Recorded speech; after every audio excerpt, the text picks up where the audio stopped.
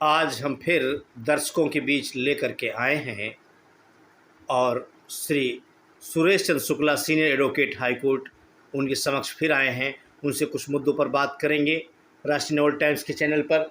Sir, ये जो मणिपुर की हिंसा है, जो ये इसमें जो महिला का अपमान हुआ है, जो पूरे 140 करोड़ देशवासियों का अपमान हो रहा है बता रहे मोदी जी, और काफ़ी देश में शर्मसार हुआ है। क्या कहना चाहेंगे इस पर, क्या होना चाहिए और किस तरीके से बताते हैं लोग 4 गिरफ्तार हो चुके हैं। देखिए, मणिपुर की हिंसा जो है ये देखा जाए, हमको जो लगता है किसी विदेशी साजिश है। ये कारण ये जो उनके पास हथियार हैं, कुकी लोग जो हैं जो ऊपर रहते हैं, उनके पास जो हथियार हैं, एक आध वीडियो वायरल हुई है, वो हथियार सामान्य जनता के पास नहीं रह सकते। तो हमको लगता है कहीं से किसी कारणवश कहीं किसी अन्य देश की साजिश हो सकती है, या कोई ऐसा संगठन है जो ये हिंसा हमारे देश में कराना चाहता है। पहली बात। दूसरी बात यह है कि उस हिंसा को रोकने के लिए सरकार को भी चाहिए कि उसके ऊपर आतंकवादी निरोधी अपराध लगने चाहिए। जो लोग इसमें शामिल हैं उनके ऊपर कठोर दंड के अपराध लगने चाहिए, जिससे उनमें सुधार हो। दूसरी बात, हमारे हिसाब से अब सरकार को वहाँ पर सेना उतार देनी चाहिए और घर घर तलाशी लेकर के, हर घर तलाशी लेके वहाँ के हथियारों को बरामद किया जाना चाहिए, और उनको जो जहाँ से सप्लाई हो सकती है उनकी सप्लाई लाइन काटी जानी चाहिए। तभी ये हिंसा रोकी जा सकती है। हिंसा सामान्य आदमी नहीं कर सकता, पारिवारिक आदमी हिंसा नहीं कर सकता है। पारिवारिक आदमी गुस्सा होगा, जिंदाबाद मुर्दाबाद नारे लगाएगा, भूख हड़ताल पर बैठ जाएगा, विधानसभा चला जाएगा, लोकसभा चला जाएगा, डीएम बंगले पर चला जाएगा। लेकिन इस तरीके मार काट क्या मतलब है भाई? आप नाराज सरकार से हो, जनता क्यों मार रहे हो? अगर जहाँ तक रही महिला का अपमान, देखिए सबसे दुनिया में सबसे निकृष्ट काम है ये। इससे बड़ा अपराध दुनिया में कोई है ही नहीं। इनको तो जिन्होंने इस तरीके की घटना की है, जो इसमें शामिल हैं, जो इसमें सहयोगी हैं, उनको सबको बहुत कठोर दंड मिलना चाहिए। और बता दें, जिन्होंने किया है, जिस लोग इसमें साजिश में शामिल हैं, उनकी कभी भलाई नहीं होनी है। ऊपर वाले ने कहा है, सभी ने कहा है, ये कहा गया है, जहाँ नारी का सम्मान होता वही घर, वही परिवार, वही देश, वही विश्व उन्नति करता है। और जहाँ नारी का अपमान होता, नारी लक्ष्मी स्वरूप है, देवी स्वरूप है, शक्ति स्वरूप है, उसका अपमान, उसकी इस तरीके से क्या नाम वस्त्र हरण, कितना जनहंग काम है, जितना क्रोध करने वाला अपराध है ये।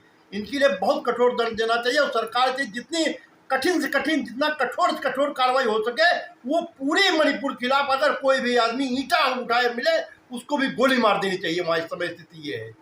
वहाँ के मुख्यमंत्री ने अभी तक इस्तीफा नहीं दिया और काफ़ी राजनीतिक लोग दबाव भी बनाए हुए, और काफ़ी पुरानी घटना हो गई, 2 महीने से अधिक समय हो गया, अभी तक संज्ञान नहीं लिया गया। जब सुप्रीम कोर्ट ने इसको संज्ञान लिया और केंद्र से कहा कि आप कार्रवाई करें या नहीं तो हम कार्रवाई करेंगे, तो काफ़ी मतलब इन लोगों से सरकारों की भी थू काफ़ी हुई है कार्रवाई न करने पर। देखिए, ऐसा है, मुख्यमंत्री का इस्तीफा कोई बहुत बड़ी समस्या का हल नहीं है। मुख्यमंत्री इस्तीफा देने से, वो तो चाहते मुख्यमंत्री इस्तीफा दे, वो तो चाहते सरकार स्थिर हो, सरकार में समस्याएं पैदा हों। लेकिन समस्या इस्तीफा देने हल होने वाली नहीं है। जहाँ तक बात रह गई माननीय उच्चतम न्यायालय की, माननीय उच्चतम न्यायालय जलती हुई अपनी आग में हाथ सेंकता है। वो अपना दायित्व नहीं करता, अपने दायित्व निर्वहन नहीं करता है, लेकिन सरकारी दायित्वों में हर समय हस्तक्षेप करता है।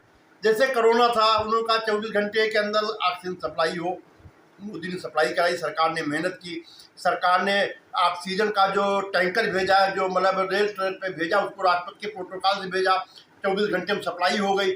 लेकिन आप क्या करते हो? आप भी देखो, यहाँ देखिए 6.5 करोड़ की पेंडेंसी पड़ी हुई है। आदमी, लोग कहते हैं कचहरी जाने मतलब चप्पल घिसना, उसके बारे में आप कोई निर्णय नहीं, जैसे निर्णय नहीं ले पाते, नहीं कुछ सोच पा रहे हो। जैसे किसी जमाने में अभी एक सचिवालय में एक शब्द लिखा जाता, सचिवालय में हर फाइल लिखा मिलेगा, वार्ता करो। वैसे यहाँ कोर्ट में काउंटर लाओ, हर बात काउंटर। भाई काउंटर क्या, जब आदेश आ गया, आदेश पढ़ के आप जो स्टे करना करिए, आदेश करना वो करिए, उसका सब सम्मान करेंगे, सब उसकी इज्जत करेंगे। लेकिन खाली फंसाए रखना, ये करना वो करना, किसी निर्णय पर न पहुँचना, तो दूसरे को उपदेश देने से अच्छा है आप ही कुछ करो। जहाँ तक सरकार का काम है, सरकार वहाँ व्यवस्था कर रही है, सरकार लड़ रही है, सरकार ने सेना लगाई है, सरकार सारी व्यवस्थाएं कर रही है वहाँ। इसके मतलब सरकार भी देखती है, ऐसा नहीं कि हम मतलब किसी अपराधी मानने चक्कर कोई निर्दोष मर जाए, किसी अपराध को दंड देने के मतलब कोई निर्दोष दंड दे, सरकार सब कुछ देखना है। तो सरकार अपनी कार्रवाई कर रही है, हमारा निवेदन सबसे ये है, पूरे देश से निवेदन है, जिसका जो काम है वो अपने काम करे, दूसरे काम में हस्तक्षेप नहीं करना चाहिए।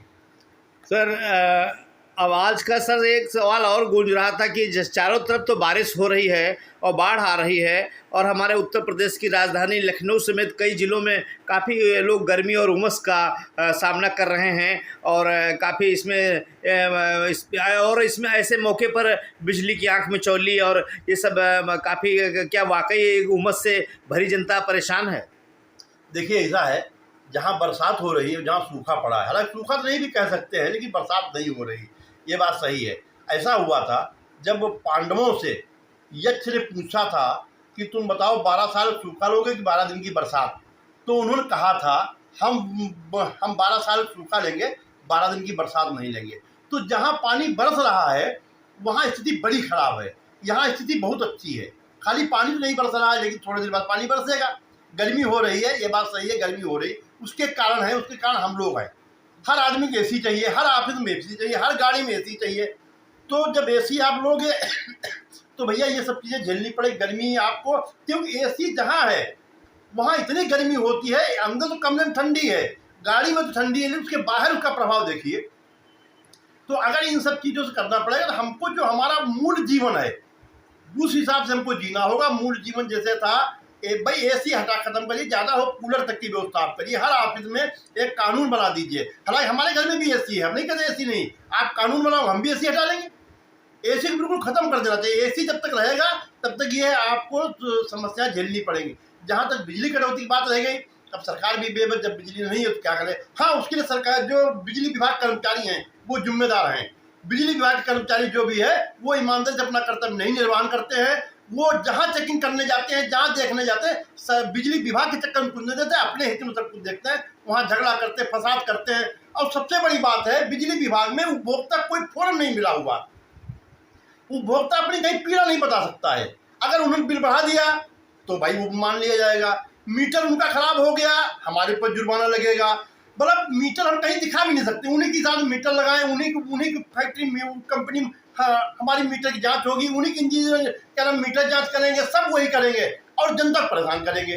तो ये है, सरकार को ऐसा फोरम लाना चाहिए जिसमें दोनों पक्षों को न्याय मिले, बिजली विभाग को भी मिले और जो उपभोक्ता है, जो पैसा देता है, जो क्या नाम बिल भरता है, उसको भी न्याय मिले। तो ऐसा कोई फोरम बिजली विभाग ने जनता में नहीं बनाया है। सर एक और आखिरी सवाल मेरा ये है, ये जो आजकल के जो आजीवन मिशन के तहत जो ब्रिज की रसोई टाइप की चलाई जा रही हैं और एक कम पैसे में सस्ता खाना देने की बात कही जा रही है और यहाँ पर काफ़ी भीड़ भाड़ लगनी शुरू हो जाती है और अभी सरोजनी नगर के विधायक भी राजेश्वर सिंह ने भी वहाँ पर चलाया, तो क्या इसके सर फायदे और नुकसान हो सकते हैं? ये जो आजकल की रसोइयाँ चलाई जा रही हैं इसमें किस तरीके के लोग आएंगे? देखिए ऐसा है ना, इनकी नीयतें हैं, रसोई चलाने की नीयत है कि भाई कोई आदमी भूखा न सोए, बहुत अच्छी बात है, बहुत अच्छी सोच है। मतलब ये एक सोच देखा जाए तो ऊपरी दैवी निर्देश का पालन करना है कि भाई हमने जनता बनाई है, मनुष्य का जीवन दिया है, उसमें कोई भूखा रहे और जो संपन्न है उसकी व्यवस्था करें, ये सही है, होना भी चाहिए। विधायक लोग कर रहे हैं या नेता लोग कर रहे हैं, बड़ी अच्छी बात है। लेकिन इसके एक साइड इफेक्ट भी हैं। साइड इफेक्ट ये है कि फिर आदमी कुछ काम नहीं करेगा, जो कहेगा हमको, जब एक कहावत कही गई, अल्लाह दे खाने को तो काहे जाए कमाने को, अजगर करें चाकरी पंछी करें काम, दास मलुका कहेगा सबके दाता राम। तो हर आदमी कहेगा यार शाम को खाना मिल ही जाए, कमाने से फायदा क्या, पहली बात। दूसरी बात ये है कि जो स्मैकी हैं, जो नशेड़ी हैं, जो कुछ नहीं करते, वो भिखारी हैं, वो और कुछ नहीं करेंगे। तो आप खाना खिलाइए, भूखे खाना खिलाइए, लेकिन भुखमरी पैदा मत करिए। तो इससे भुखमरी पैदा हो सकती, बेरोजगारी पैदा हो सकती है, अकर्मण्यता पैदा हो सकती है, इसके साइड इफेक्ट भी हैं। इसलिए हालांकि कर्म तो अच्छा है, कार्य अच्छा है, लेकिन इसके साइड इफेक्ट भी हैं, इसको भी गौर रख के ही भोजन देना चाहिए। एक छोटा सा सर सवाल और बचा था कि ये जो आजकल के जो स्थानीय स्तर पर सुविधाएं हैं लोगों को नहीं मिल पा रही, कि जैसे कभी सड़क में काफ़ी गड्ढे हो गए हैं और कभी छोटी छोटी समस्याएं हैं मोहल्लों में और वो नहीं पूरी हो पा रही, जिससे जनता में काफ़ी आक्रोश बना रहता है। किसी के राशन है, कभी बिजली है, किसी का पानी है, तो स्थानीय स्तर पर भी राजनीति के लोग फेल हो रहे हैं। देखिए हम बताएं आपको, भाजपा सरकार में ऊपर के नेता काम कर रहे हैं, प्रधानमंत्री जी काम कर रहे हैं, मुख्यमंत्री जी काम कर रहे हैं, और जो मंत्री हैं काम कर रहे हैं, लेकिन जो नीचे स्तर के हैं, विधायक लेवल के नेता हैं, उनका जनता संपर्क नहीं है। वो 4, 5, 10, 20 आदमी लिए पकड़े, जिंदाबाद मुर्दाबाद करा के अपने दरबार में बैठा लेते हैं, उन्हीं के अलावा सामान्य जनता से उनका संपर्क नहीं है। इससे अच्छा संपर्क सपा के जो नेता थे उनका जनता से डायरेक्ट संपर्क था, भाजपा में नहीं है। दूसरी बात, भाजपा नीचे स्तर काम नहीं देख रही है। रोडें वास्तव में बड़ी लोकल लेवल, स्थानीय लेवल की रोडें जो है बड़ी खराब है। नाली सफाई नहीं, सभासद कोई काम नहीं कर रहे हैं। भाई देखा जाए यहाँ हमको लगता है कोई सभासद झाड़ू जहाँ लगते नहीं कहीं। जहाँ तक वो इको सिटी थी, वो थी कंपनी थी जो कूड़ा उठाने काम करती थी, हालांकि उसने किया नहीं, फिर भी कुछ कूड़ा उठता था। उसके बाद रोड पर का जो सामान्य स्तर जो कूड़ा, एक जगह भाई जनता कहीं कूड़ा डालेगी, कूड़ा चाहिए, लेकिन कूड़ा डालने की जगह तो है, कूड़ा उठाने वाला कोई नहीं। हमको लगा नगर निगम विभाग किसी लायक नहीं है। ये जो विभाग सरकारी 2-4 बन गए, किसी लायक नहीं, इनको खत्म ही कर दो। आदमी जब अपने आप कूड़ा उठाएगा, अपने आप नाली साफ करेगा, तो ये क्या करेंगे? ये खाली जन्म मरण प्रमाण पत्र बनाएंगे, वो भी 6 महीने बाद बनाते हैं। कोई काम, हमको देखा जाए तो नगर निगम तो कोई काम करता ही नहीं, कोई काम उसको करने बस की बात ही नहीं है। आप कहीं भी चले जाओ, सुबह चले जाओ, गंदगी देख लो, रोडों पे गंदगी आप देख लो, झाड़ू लगाना, कुछ करना, कोई व्यवस्था करनी, खाता कैसे विभाग से? खाली हाउस टैक्स लो, वाटर टैक्स लो, सीवर टैक्स लो, इसी के लिए खाली बना हुआ है। महंगाई भी सर इस समय बहुत, टमाटर वगैरह तो 160 रुपये किलो, तो 140 रुपये किलो बिक रहे हैं, और कभी काफ़ी सब्जियां भी महंगी हैं। देखिए, सब्जियां महंगी होने का कारण ये है कि जैसे एक तो बरसात आ गई, बरसात में हरी सब्जियां एकदम जो है वो कमजोर स्तर पर आ जाती है, उनकी पैदाइश कम हो जाती है। काफ़ी सब्जियों में जहाँ पानी बरसा कीड़ा लग जाता है, तो सब्जियां इसलिए कम उपज हो जाती है, सब्जियां इसलिए महंगी हो गई थोड़ी बहुत। हालांकि आजकल दिखाया कुछ सस्ती हुई हैं। टमाटर जैसी चीज़, अभी टीवी में देख रहे थे, एक किसान ने टमाटर बेच के करोड़पति हो गया महंगाई की वजह से। टमाटर एक ऐसी चीज़ है जिसको खाओ तो जरूरी, ना खाओ तो जरूरी। टमाटर महंगा कब हुआ? महंगा हुआ आम के ज़माने में। अंबिया खाओ, खट्टे काम होता, अंबिया डाल खट्टा कर लो, कोई जरूरी टमाटर खाओ। हालांकि उसकी कारण ये है, उसका जो महंगा होने का कारण है कि उसका स्टोरेज नहीं हो पाता है। स्टोरेज करने की व्यवस्था बढ़िया नहीं है। स्टोरेज करने की बढ़िया व्यवस्था हो जाए तो हो सकता है महंगा हो। अभी थोड़े दिन पहले वहाँ पंजाब दिखा रहे थे, शिमला मिर्च रोड फेंक रहे हैं, टमाटर कीमत नहीं आ रही तो रोड में फेंक रहे हैं, सरकार रो रहे हैं, उनको कीमत नहीं मिल रही है। तो महंगा होना सब रोने, तो सस्ता होना तो कोई नहीं रोता है। तो ये इसका स्टोरेज में होने के कारण सारी समस्या है। पर स्टोरेज हो जाए तो सब्जी महंगी होगी ही नहीं।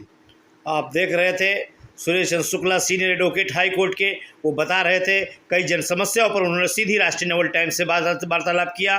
और आप देख रहे हैं RNT न्यूज़ चैनल, लखनऊ से एक रिपोर्ट। सर नमस्कार।